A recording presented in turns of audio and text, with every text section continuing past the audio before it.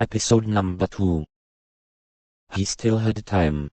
"Allow me," he said, and hurried between the two policemen into his room. "He seems sensible enough," he heard them say behind him. Once in his room, he quickly pulled open the drawer of his writing desk. Everything in it was very tight, but in his agitation he was unable to find the identification documents he was looking for straight away. He finally found his bicycle permit, and was about to go back to the policeman with it when it seemed to him too pet. So he carried on searching until he found his birth certificate. Just as he got back in the adjoining room, the door on the other side opened, and Mrs. Grubach was about to enter. He saw her for an instant, for as soon as she recognized Kay she was clearly embarrassed, asked for forgiveness, and disappeared, closing the door behind her very carefully. "Do come in," Kay could have said just then. But now he stood in the middle of the room with his papers in his hand, and still looking at the door, which did not open again. He stayed like that until he was startled out of it by the shout of the policeman, who sat at the little table at the open window and, as Kay now saw, was eating his breakfast. "Why didn't she come in?" he asked. "She's not allowed to," said the big policeman. "You're under arrest, aren't you?" "But how can I be under arrest? And how come it's like this?" "Now you're starting again," said the policeman, dipping a piece of buttered bread in the honeypot. "We don't answer questions like that." "You will have to answer them," said Kay. "Here are my identification papers, now show me yours, and I certainly want to see the arrest warrant." "Oh, my God," said the policeman.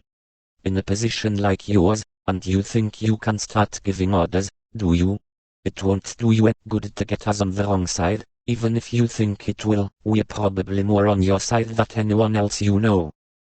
"That's true, you know, you'd better believe it," said Franz, holding a cup of coffee in his hand, which he did not lift to his mouth, but looked at Kay in a way that was probably meant to full of meaning, but could not actually be understood. Kay found himself, without intending it, in a mute dialogue with Franz, but then slapped his hand down on his papers, and said, "Here are my identity documents." "And what do you want us to do about it?" replied the big policeman, loudly. "The way you're carrying on, it's worse than a child. What is it you want? Do you want to get this great, blood trial of yours over with quickly by talking about ID and arrest warrants with us? We're just coppers, that's all we are. Junior officers like us hardly know one end of an ID card from another. All we've got to do with you is keep an eye on you for 10 hours a day, and get paid for it. That's all we are. Mind you, what we can do is make sure that the high officials we work for find out just what sort of person it is they're going to arrest, and why he should be arrested, before they issue the warrant. There's no mistake there. Our authorities, as far as I know, and I only know the lowest grades, don't go out looking for guilt among the public. It's the guilt that draws them out, like it says in the law, and they have to send us police officers out. That's the law. Where do you think there'd be a mistake there?" "I don't know this law," said Kay. "So much the worse for you, then," said the policeman. "It's probably exists only in your heads," said Kay. He wanted, in some way, to insinuate his way into the thoughts of the policeman, to reshape those thoughts to his benefit, or to make himself at home there. But the policeman just said dismissively, "You'll find out when it affects you." Franz joined in, and said, "Look at this, Willem. He admits he doesn't know the law, and at the same time insists he's innocent." "You're quite right, but we can't get him to understand a thing," said the other. Kay stopped talking with them. "Do I," he thought to himself, "do I really have to cut on getting tangled up with the chattering of base functionaries like this? And they admit themselves that they are of the lowest position.